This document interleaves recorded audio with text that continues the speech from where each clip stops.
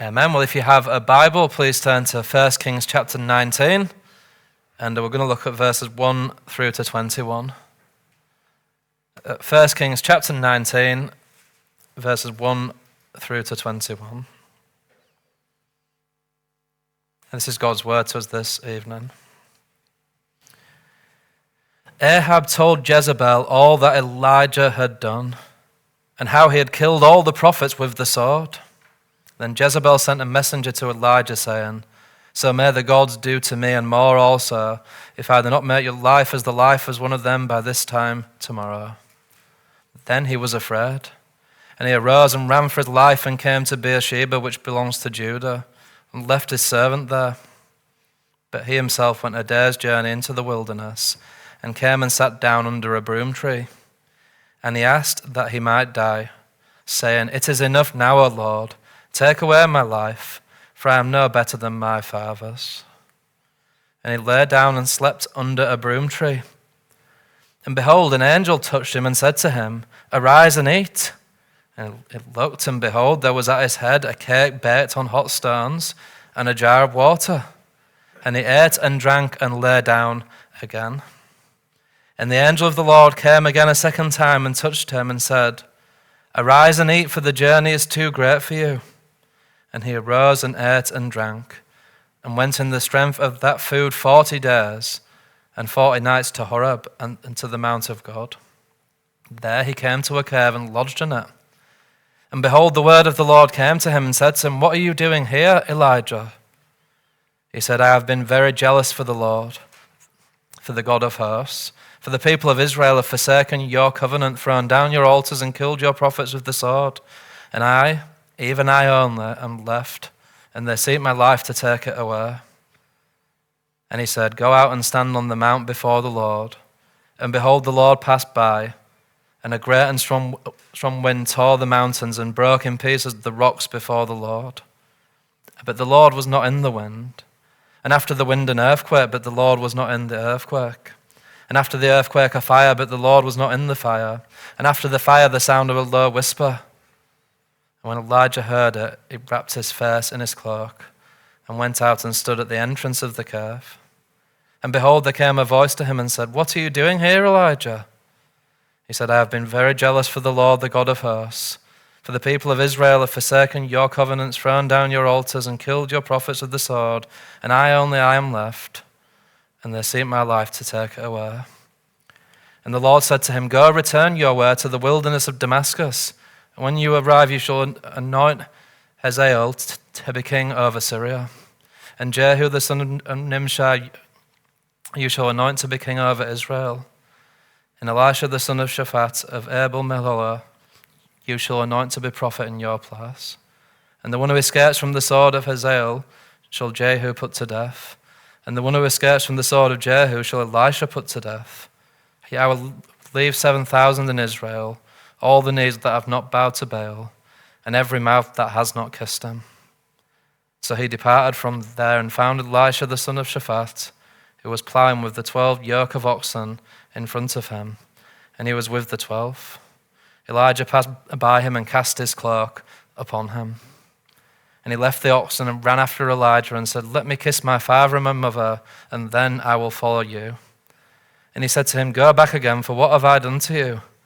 And he returned from following him and took the yoke of oxen and sacrificed the oxen and boiled their flesh with the oats of the oxen and gave it to the people, and they ate. And then he arose and went after Elijah and assisted him. Well, if I was to ask you, do you know any famous prime ministers from the UK? You probably wouldn't be able to name too many. But by far the most famous prime minister of England was the man Winston Churchill. I'm sure you've all heard of Winston Churchill. Churchill was the prime minister during World War II. He was an accomplished speaker, an accomplished soldier, and he was a great leader for that time. When the German soldiers were right at the door in France coming towards England, when men's hearts were failing them for fear and everyone was terrified of the German occupation. In 1940, when the war was in full swing, Churchill rallied the people with his speeches and gave the soldiers hope. He once gave an address to the people and he said these words. He said, "Even though the large tracts of Europe and many old and famous states have fallen into the grip of the Gestapo and into Nazi rule, we shall not flag or fail.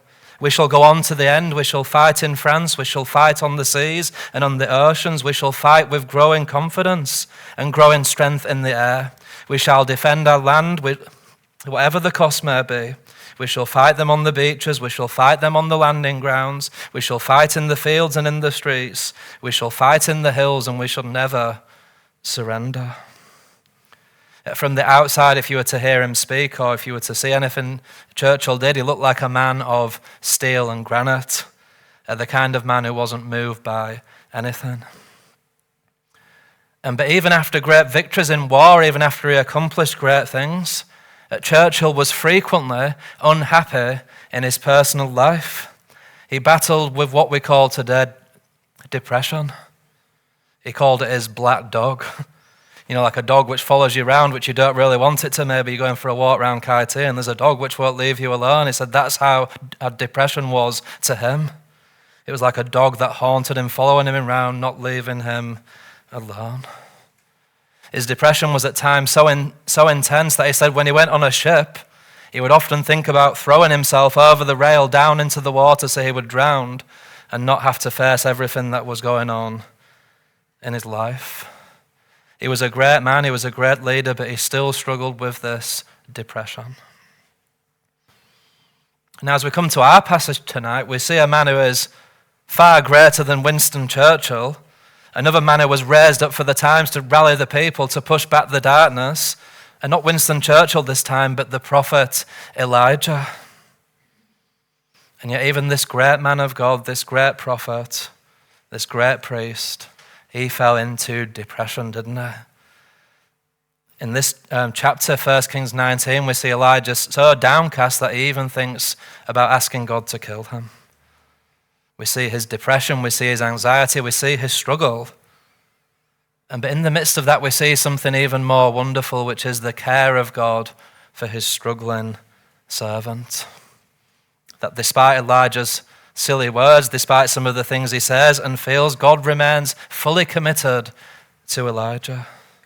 He sends relief, he sends help, he is watching his struggling servants so that he does not perish. And brothers and sisters, as we look at this tonight, we can be encouraged because God is the same yesterday, today, and forever.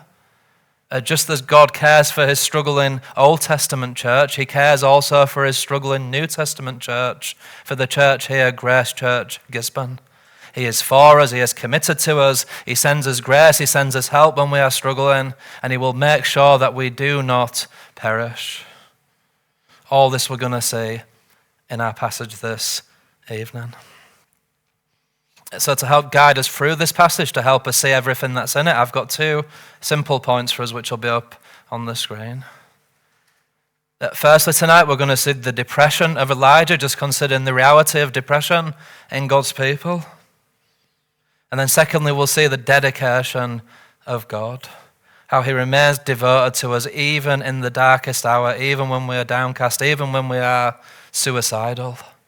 He remains faithful. And so it's my prayer tonight, whatever you're going through, however you are feeling, whether you're having a good time in the faith or a good time in this world or not, I pray that you'd be encouraged by God's keeping grace, a grace which comes to Elijah, a grace which comes to us as well. So with that in mind, then let's come and consider firstly the depression of Elijah. The depression of Elijah. Well, I've said this before, but your chapter headings, your numbers, which are at the start of your Bible passages, were actually put in far, far after. It would have been one manuscript in the Hebrew. So that means that the events of 1 Kings chapter 18 flow straight into the events of 1 Kings chapter 19. And do you remember what we saw last week in the story of Elijah? It was that great high point when Elijah took down the false prophets on Mount Carmel, wasn't it? He humiliated the false gods. He humiliated King Ahab. All the people of Israel repented and fell down.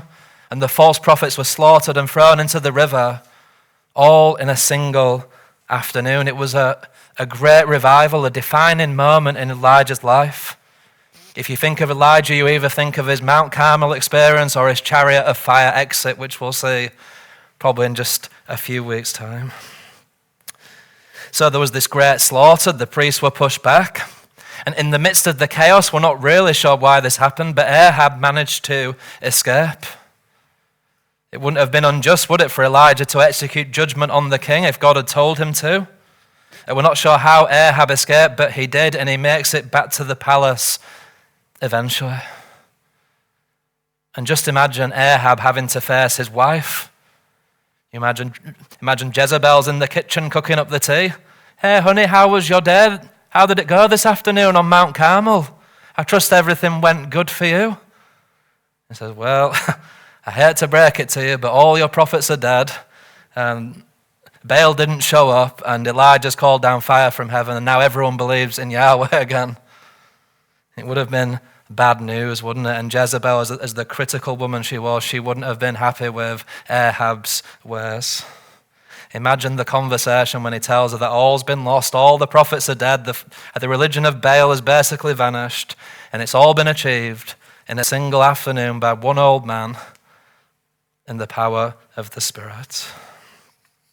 So he tells her, yep, Elijah's killed all your ministers. We see that in verse 11. Look at that as he tells Jezebel. Verse 1. Ahab told Jezebel all that Elijah had done and how he had killed all the prophets with the sword. We don't know how he brought the news, but we do know the news was broken to Jezebel, and she was furious. Look with me at verse 2. So then Jezebel sent a message to Elijah saying, so may the gods do to me and more also if I do not make your life as one of them by this time tomorrow. In other words, Jezebel saying, Elijah, I'm coming for you. I'm going to have you murdered. I'm going to cut your throat and throw you in the river.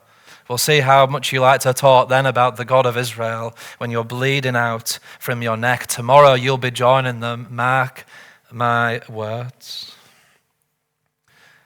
And in times past, when a king or a queen threatened you, it wasn't like the New Zealand government when they come for you, when they throw you in a nice prison where you get free cooked meals a day and a television.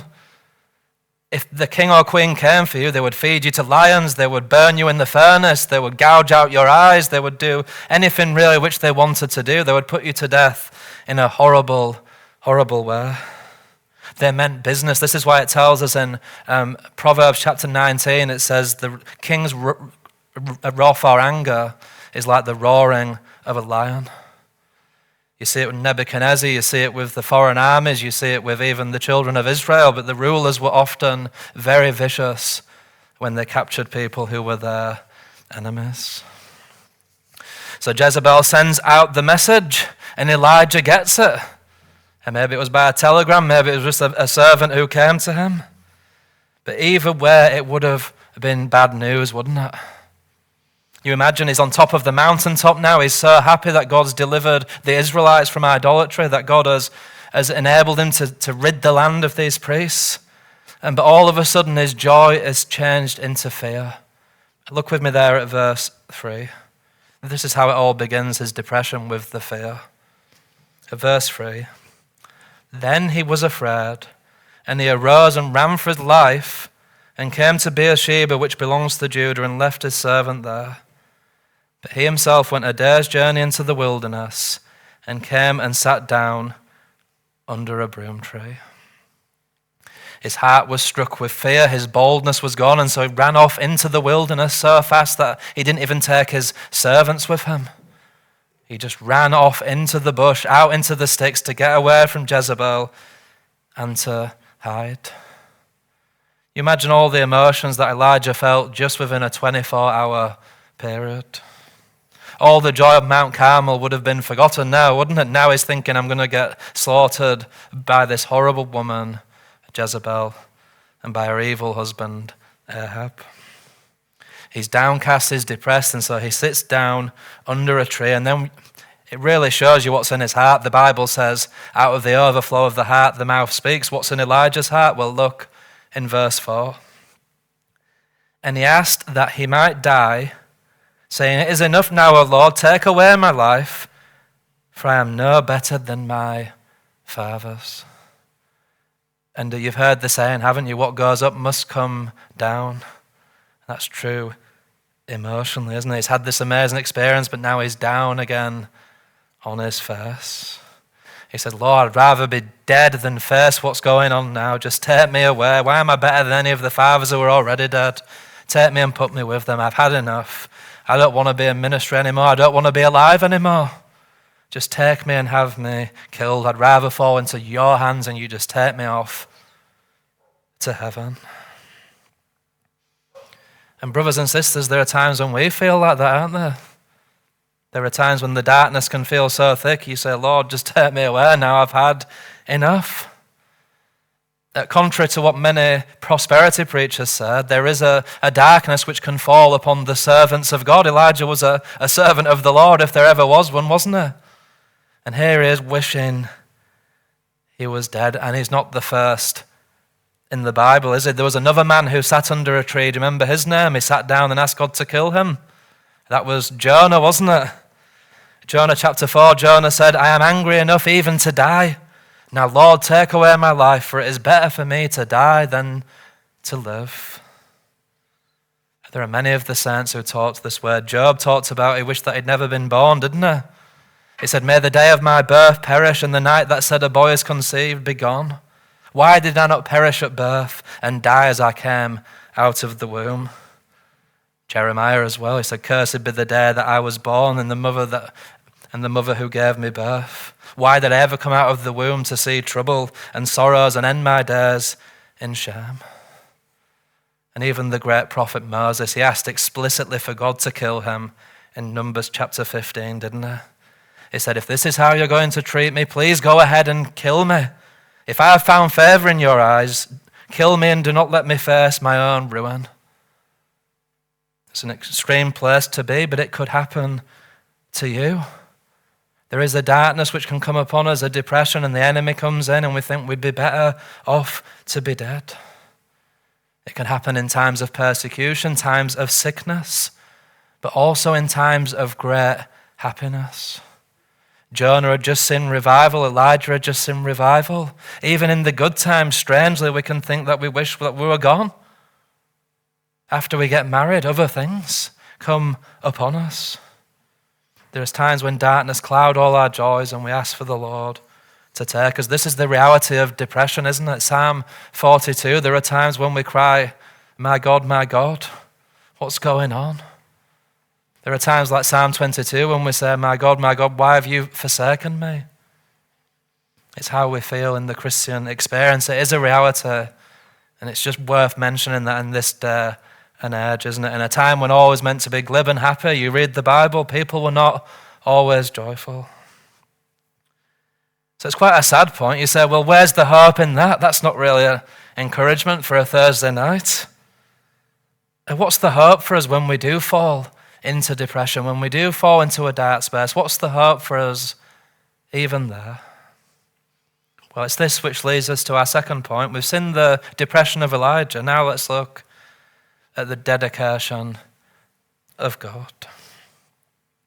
The dedication of God.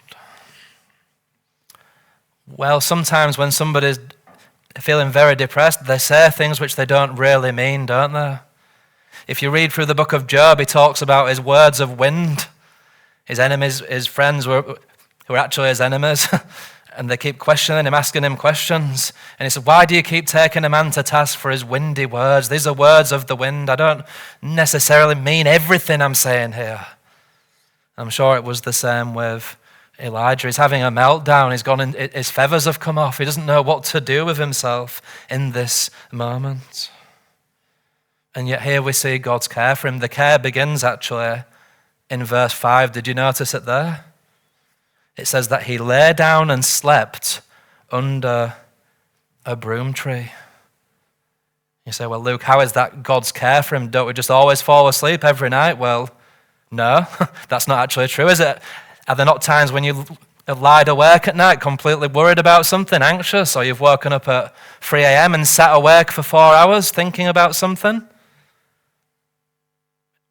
It happens, doesn't it? Sleep is a gift from God. It says in Psalm 127 that God gives to his beloved sleep. There's no such thing as a natural snoozing. God gives us sleep every night. It's a gift to us to remind us that we are creatures. He lets him sleep. He puts him down for a nap, just as you would a crying child. He allows him to sleep out in the bush and to forget his sorrows, even if just for a few hours. And let me say this, when some people are depressed, what they need is a good sleep. It doesn't sound that spiritual, does it? But it really is, because it's a gift from God. Some people just need to go to bed. Especially the younger people, they wonder why they're depressed when they sit up till 4 a.m. eating junk food and sleep 2 hours and get back to it. You're going to be depressed if you don't sleep. That was God's first remedy, wasn't it? Let's just put him down for a sleep first. It's the first gift he gives to Elijah, focusing on the physical, and the next gift is physical as well. Take a look at verse 6. The end of verse 5. It says, "Behold, an angel touched him and said to him, 'Arise and eat.' And he looked, and behold, there was at his head a cake baked and on hot stones and a jar of water. And he ate and drank and lay down again." I mean, it's pretty amazing that the angel brought it to him out in the wilderness. That's quite a supernatural provision, isn't it? Just like the ravens who gave the meat to him a few chapters back. But the remedy itself is very simple: rest and food. And let me say this, when someone's struggling with depression in the church community, one of the best things you can do for them is invite them over for a meal. Is to feed them. It's a means of grace like no other sometimes. You know, I can remember as a young man being completely overwhelmed with some sort of trial. And one guy in the church invited me to his house. He was very different to me, a very kind of strange, eccentric guy. But he cooked me a meal and he listened. And it was a real means of grace to my soul. It was as if the Lord was feeding me through him. I was seeing God's care through this simple gesture. And my soul was been restored. Just as the good shepherd takes his sheep out into the pastures, the Lord sometimes takes us to another believer's house for a meal. Never underestimate the simple things for someone who's struggling. You don't need to pick apart all their theology and give them a lecture. Well, sometimes you do. But sometimes they just need a meal and a sleep. This is the God who spreads the table in the wilderness for his people. He can do it supernaturally, but he can do it through you and me as well. He encourages him through food and rest, and he does it more than once. Did you notice that? Verse 7. The angel of the Lord came a second time and touched him and said, "Arise and eat, for the journey is too great for you." And he arose and ate and drank, and went in the strength of that food 40 days and 40 nights to Horeb, to the mount of God. God fed him again. Let me say, you might need to feed a friend a few times if they're struggling. Once might not be enough. And did you notice how long Elijah was in the wilderness for? He was there, it says, wasn't it, for 40 days and 40 nights. God was sustaining him. It's a picture of Israel who spent 40 years in the wilderness, isn't it? And God gave them water and God gave them meat and God looked after them. He's showing Elijah, I'm the same covenant God that brought the people out of Egypt, and I'm with you now to sustain you as well. You will not fall in this wilderness because I am with you in the chaos, just as God is with his struggling servant Elijah. He's with you and me when we're struggling as well. When we're in the wilderness, God is there with us to sustain us. 40 days of eating and drinking, strengthened by God in the wilderness. So now Elijah's well fed, he's had food, he's had drink. It's now at this point that the Lord does begin to speak to him about his issues. Look with me at verse 9. It says, Then Elijah came to a cave and lodged in it. And behold, the word of the Lord came to him and said to him, What are you doing here, Elijah? And he said, I have been very jealous for the Lord, the God of hosts, for the people of Israel have forsaken your covenant, thrown down your altars, killed your prophets with the sword. I'm only left, and they're seeking to take my life away. And let me say this, when we're struggling, God comes to look for us, doesn't he? Where are you, Elijah? It's reminiscent of that first question back in the Garden of Eden. Do you remember when God said to Adam and Eve, Adam, where are you? Our God comes and searches for us in our depression, in our wanderings, and gently questions us to bring out our true emotions. And Elijah's feeling some things at the moment which are not accurate. He's saying, there's only me left. I'm the only faithful one in the land. Forgetting that a whole multitude of people have just repented and confessed the Lord as God. And then in the next chapter, God's going to make it explicit, and he does even later on in this one, that there are 7,000 men who have not bowed the knee to Baal. He's not alone, but that's how he's thinking because he is depressed. But God doesn't correct him at this point. He's there to listen and to speak to him.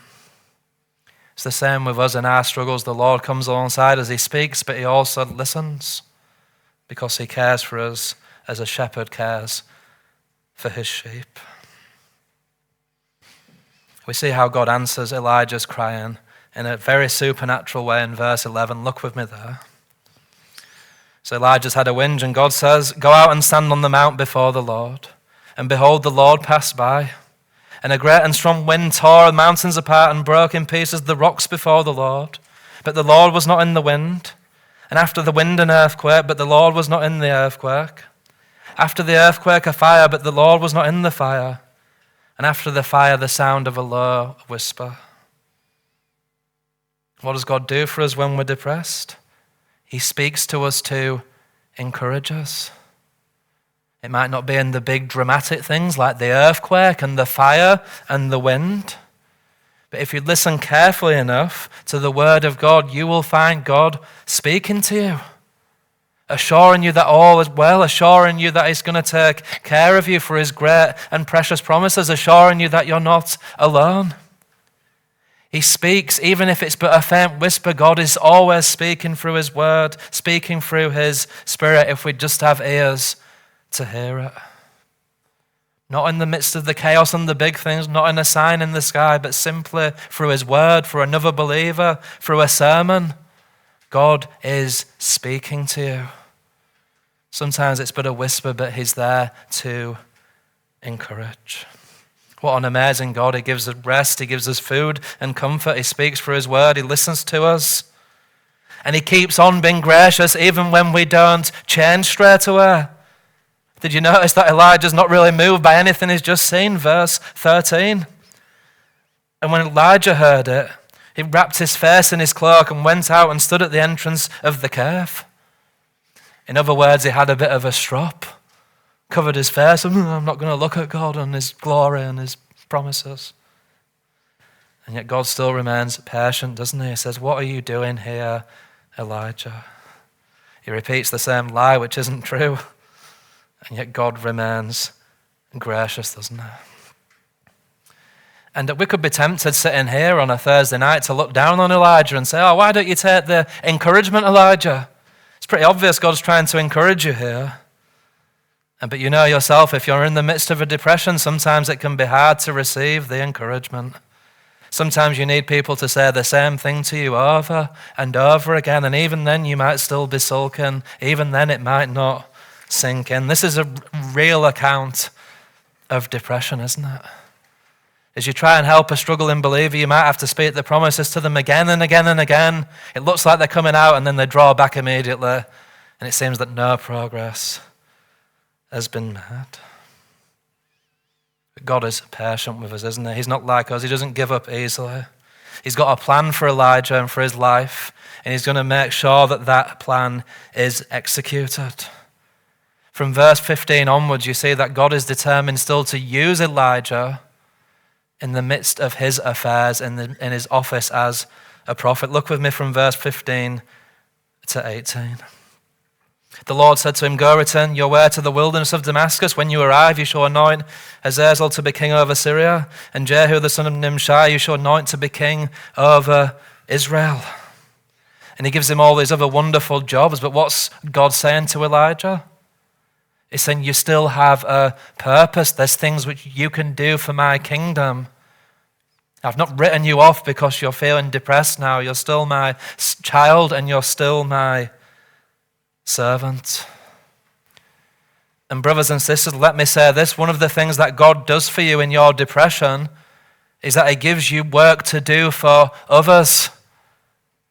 Did you know that? In the midst of your struggle and in your own worries and anxieties, God will often send you to minister to someone else. He does this, doesn't he? He speaks about this in Isaiah 58. Let me read Isaiah 58 to you. It might even be good to turn there. God speaking to his people says this. Isaiah 58 verse 7. He says, "Share your bread with the hungry and bring the homeless poor into your house. When you see the naked, cover him, and do not hide yourself from your own flesh. Then shall your light break forth like the dawn, and your healing shall spring up speedily, and righteousness shall go before you. The glory of the Lord shall be your rear guard. Then you shall call, and the Lord will answer. You shall cry, and he will say, Here I am. If you take away the yoke from your midst, the pointing of the finger and speak of wickedness, if you pour yourself out for the hungry, and satisfy the desire of the afflicted, then shall your light rise in the darkness, and your gloom be as the noonday. And the Lord will guide you continually, and satisfy your desires in scorched places, and make your bones strong. And you shall be like a watered garden, like a spring of water, whose waters do not fail." In our depression, God sometimes sends us to minister to someone else because that'll take our mind off everything that's going on. And the one who's pouring water on others himself will be watered. That's the clear teaching of Isaiah 58, isn't it? As we pour ourselves out for others, we get a blessing as well. Brothers and sisters, haven't you found that when you drag yourself out to something you don't want to go to for the sake of others, and it ends up being a blessing to you? When you go out to share the gospel, you didn't really want to go. The flesh wanted to do something else. But then God pours water upon you, and you're blessed, and you leave happier than when you set off. He waters the soul that serves. That's one of the cures for depression we don't hear too much about. It's often straight to the medicine bottle, isn't it? But God says, pour yourself out for others. Pour yourself out. That's what he's telling Elijah to do. And we know that Elijah didn't fulfill all those works. Elisha himself did a lot of them, but the point was the same. God still had things for Elijah to do. But there's one more simple thing we see God does for Elijah in the midst of his depression. It's in verse 19, and it's this, that God sends Elijah a friend. Look with me there. So he departed from there and found Elisha the son of Shaphat, who was plowing with 12 yoke of oxen in front of him. Elijah passed by him, cast his cloak upon him, and he left the oxen and ran after Elijah and said, "Let me kiss my father and my mother, then I will follow you." He said to him, "Go back, and for what have I done to you?" And he returned from following him and took the yoke of oxen and sacrificed them and boiled their flesh with the yokes of the oxen, and gave the people, and they ate. Then he arose and went after Elijah and assisted him. He gave him someone to walk with him, didn't he? Paul had Timothy. Christ had his own disciples for encouragement. Now Elijah's got Elisha. And let me say this, God will often encourage us through another person. He can feed us with the ravens of heaven if he wants to. He can prepare a cake for us in the wilderness. Absolutely no problem for God. All that's true and right and good. But most of the time when we're struggling, he sends us a friend of flesh and bone, doesn't he? A friend with skin on, as one lady said in our congregation. A friend you can touch and see, part of his own body, which is the church of Christ. Just as Elisha was given to Elijah as a friend, so the Lord gives us friends to walk with us in our trials. both to minister to us and for us to minister to them for their mutual encouragement. Elijah couldn't whinge anymore. There was nobody like him, could there? He met this young man. He put his cloak upon him, which is a picture of his mantle, a picture of his office. This guy's going to take over eventually from Elijah. And he said, I'm just going to let my parents know, but then I'm into it. He's chopping up bulls. He's sacrificing. He's ready to serve the Lord God of Israel. The young man leaves everything and follows Elijah. He can't complain anymore because now he has a friend with skin on, a friend he can see and touch. And brothers and sisters, our God is dedicated to us. When you're struggling, he will send a friend. Keep your eyes open for when you're struggling. And maybe you'll be at church and someone will come up to you and say, how are you? And you'll have a serious conversation. God is speaking to you through his people. Just watch the next time you're struggling how the Lord will bring other Christians along your path. Or put you under a certain ministry for a time. Maybe you'll see a teaching on YouTube, very helpful for a season. This is what the Lord does, isn't it? He brings people to us to minister his grace. Why does he do it? Because he loves us. Because he delights in us even when we're struggling. He doesn't cast us off or get sick of us. He cares for the whole person, physically, mentally, spiritually. Because he is the good shepherd who lays down his life for the sheep. So there will be times when Jezebel screams her head off. There will be times of persecution for the church. We don't even know what's around the corner in the West now, do we? No one knows what's happening in these times. We live in treacherous times. We live in times like no other in some ways. But when all this is going on, even if we fall into despondency and darkness, the Lord will just meet us there. He's the good shepherd who's used to walking through the dark valleys. It says in Psalm 139, even the darkness is as light to you. It's all the same to God. He can see it. And he'll make a way through the wilderness. He's with you because he's dedicated to you, even when you're depressed, even when you're struggling. Keep an eye open for those means of grace which he brings to you. Simple things, food and drink, encouragement from other Christians, encouragement from his word. Let's ask a few questions as we close off this evening. Well, it's been great to continue with the story of Elijah. He was a man who knew mountaintop highs on Mount Carmel, but he also knew dark valleys of depression and even suicidal thoughts. Let me ask you, believer, are you prepared for both of those realities in your life? We should be, shouldn't we? If it happened to Moses, it happened to Elijah. It could happen to you as well. You could be on the mountaintop one day, the next day down in the dust. Do you understand that? Or have you bought into the lie that you'll always be on the mountain? That's what I thought when I first became a Christian. That's what I heard preached. You were going to feel fantastic the rest of your days. And I was caught off guard when the hard times came. I should have read the story of Elijah, shouldn't I? Paid a bit more attention when I was reading my Bible. We get discouraged sometimes even after great joys, even when it seems to others there's no real reason for it. But above all that, God is committed to us, isn't it? He gives us sleep, he gives us rest, food, and encouragement. He gives us work to do, he gives us friends to walk with us. They're all his gifts. James says every good and perfect gift comes down from the Father of lights, from whom there is no shadow of turning. We've seen this in Jude, haven't we? He sends his brothers and sisters to come alongside us when we're doubting, to come alongside us when we're struggling, friends for the battle, food for the feet, food for the struggle. It's all there and all given by our God. And if God does this for us, how much more should we try and be like this to one another? Just as Paul said, be imitators of God as dear children. If you see God doing it and it's righteous and good, and it always is because that's his character, you go and do likewise. If we're being conformed to the image of Christ who cares for a depressed and struggling people, shouldn't we try and extend that same grace to others who are struggling in our fellowship? And what a wonderful thing to be under the care of a God like this. To be loved and cared for even when we say things which are not really accurate, even when we're petulant, even when we doubt his goodness, even when we proudly think that we're the only ones who are fearful. Even then God remains committed. Where are you? What's going on? Come this way with me. Pray that we'd show that same grace to one another here in Gisborne. Amen.